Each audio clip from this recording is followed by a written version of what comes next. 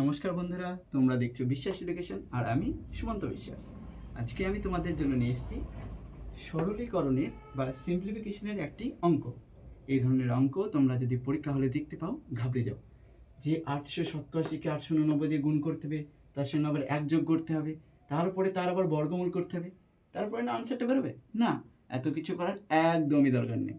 কি করব বলো তো? এই 887 আর 889 এর মাঝের সংখ্যাটাই হবে এর উত্তর। তাহলে এখানে কত উত্তর হবে আমার? 888। তোমরা কেমন মুখে মুখে করতে পারবে? এই ধরনের অঙ্ক আসলে তোমরা এখানে যে সংখ্যাটা দেওয়া থাকবে আর এখানে যে সংখ্যাটা দেওয়া থাকবে তার মাঝের সংখ্যাটাই উত্তর হয়ে যাবে তোমাদের। কি করে আমরা দেখি চলো। 888, ধরো আমি অন্য একটা সংখ্যা তোমাদের বললাম।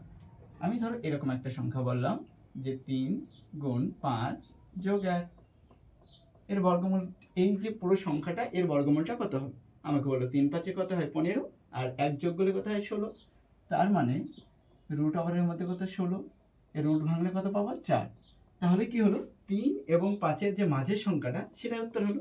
অন্য একটা সংখ্যা ধরি চলো।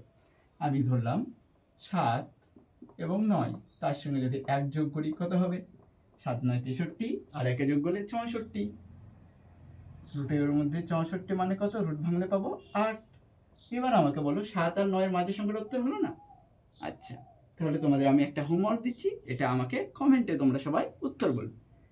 15 গুণ 17 যোগ 1 এর উত্তরটা কত হবে তোমরা সবাই কমেন্টে বলো আমাকে।